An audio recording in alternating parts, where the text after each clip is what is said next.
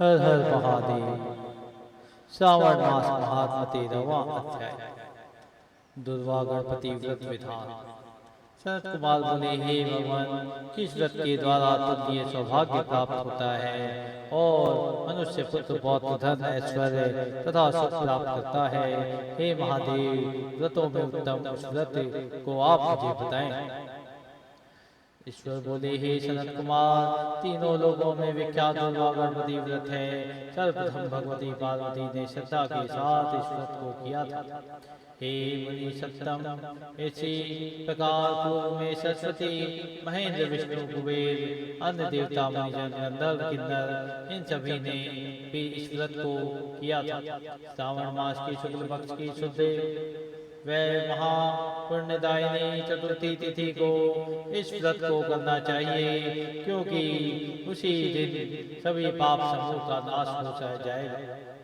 चतुर्थी के दिन स्वर्ण पीठासीन स्थित एक दंत गजानन विघ्नेश की स्वर्णमयी प्रतिमा बनाकर उसको आधार पर स्वर्णमय दुर्वा को व्यवस्थित करने के पश्चात विघ्नेश्वर की रक्त वस्त्र से विशिष्ट ताम्रमय पात्र में के ऊपर रखकर सर्वतोभद्रमंडल में रक्त पुष्पों से अपामार्ग समी दुर्वा तुलसी बिल्वपत्र इन 5 पत्रों से अन्य उपलब्ध सुगंधित पुष्पों से सुगंधित द्रव्यों से फूलों फलों से तथा मुर्गों से उनकी पूजा करनी चाहिए और इसके बाद उन्हें उपहार समर्पित करना चाहिए।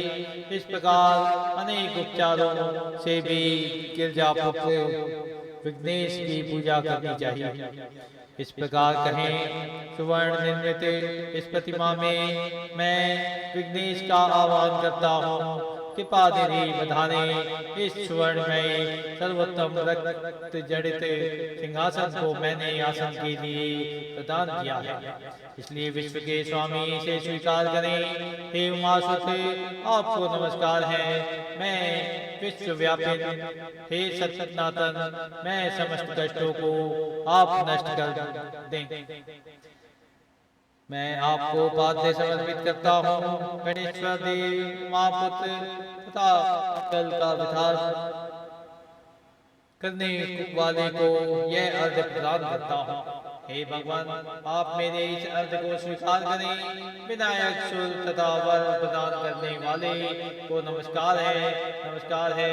मैं आपको यह अर्घ समर्पित करता हूँ, से ग्रहण करें। मैंने गंगा आदि सभी तीर्थों में से प्रार्थना पूर्वक यह जल प्राप्त किया है।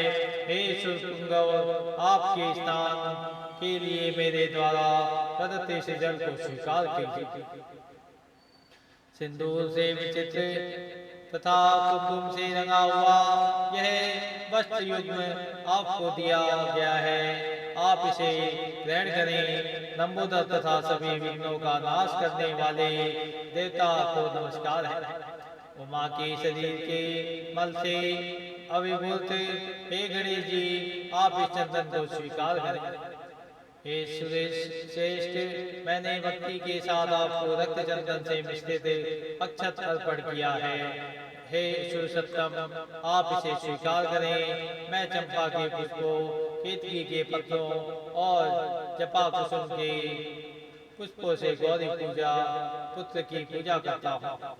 आप मेरे ऊपर प्रसन्न हो। आज सभी लोगों पर अनुग्रह करने तथा दानवों का वध करने के लिए स्कंद गुरु के रूप में अवतार ग्रहण करने वाले आप प्रसन्नता पूर्वक यह धूप दीजिए।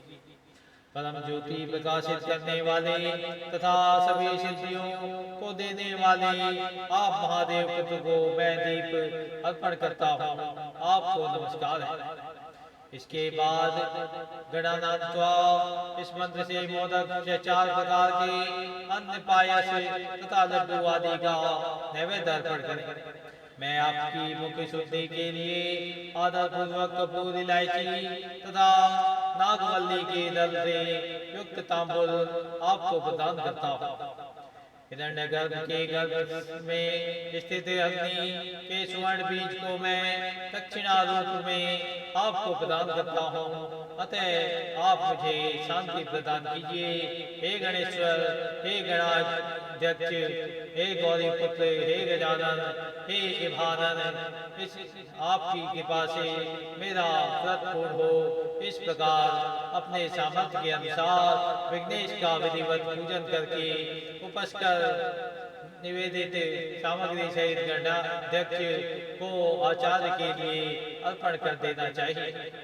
उनसे प्रार्थना करें, हे भगवान, हे ब्राह्मण, दक्षिणा सहित गणराज की मूर्ति को आप ग्रहण कीजिए। आपके वचन में मेरा यह व्रत आज पूर्णता को प्राप्त हो। जो मनुष्य 5 वर्ष तक इस व्रत को इस प्रकार करके उद्यापन करता है, वह वांछित मनोरथों को प्राप्त करता है और देहांत के बाद शिवलोक को जाता है। अथवा 3 वर्ष तक जो इस व्रत को करता है सभी सिद्धियां प्राप्त करता है। जो व्यक्ति उद्यापन के बिना ही इस उत्तम व्रत को करता है, विधि के अनुसार भी उसका जो कुछ किया हुआ होता है वह सब निष्फल हो जाता है। अब उद्यापन विधि बताई जाती है। उद्यापन के एक दिन प्रत्येकाल तिलों से स्नान करें। उसके बाद व्यक्ति एक पल या आधा पल या उसके फिर आधे पल की स्वर्ण की गणपति की प्रतिमा बनाकर पंचगव्य से स्नान कराकर भक्ति तथा श्रद्धा के साथ इन 10 नाम वाले मंत्रों से दुर्वादलों से सम्यक पूजन करें। हे गणाधीश, हे उमापुत्र, हे अनागनाशक, हे विनायक, हे पुत्र, हे सर्वसिद्धि प्रदायक, हे एकदंत, हे भक्त, हे मूषक वाहक, आपको नमस्कार है। आप कुमार गुरु को नमस्कार है। इन नाम पदों से पृथक पृथक पूजन करें। पहले दिन अधिवासन करके प्रातः काल ग्रह होम करके दुर्वादलों तथा मोदकों से होम करना चाहिए। उसके बाद पूर्णाहुति देकर आचार्य आदि की का विधिवत पूजन करना चाहिए और घट तुल्य थनों वाली गाय का दान अपनी सामर्थ्य के अनुसार करना चाहिए। हे वत्स, इस प्रकार व्रत करने पर मनुष्य सभी मनोरथों को प्राप्त कर लेता है।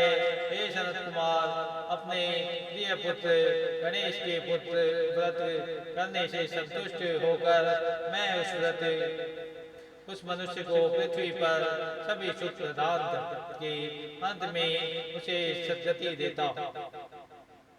जैसे दुर्वा अपनी शाखा प्रतिशाखाओं के द्वारा वृद्धि को प्राप्त होती है, उसी प्रकार उस मनुष्य की पुत्र पौत्र आदि संतति निरंतर बढ़ती रहती है। हे संत कुमार, मैंने दुर्वा गणपति का यह अत्यंत गोपनीय व्रत कहा है। छूट जाने वालों की इस सर्वोत्कृष्ट व्रत को अवश्य करना चाहिए। इस प्रकार जिस गंध पुराण के अंतर्गत ईश्वर सनत कुमार संवाद में श्रावण मास में महात्म में दुर्वा गणपति व्रत कथन नामक 13वां अध्याय पूर्ण। हर हर महादेव।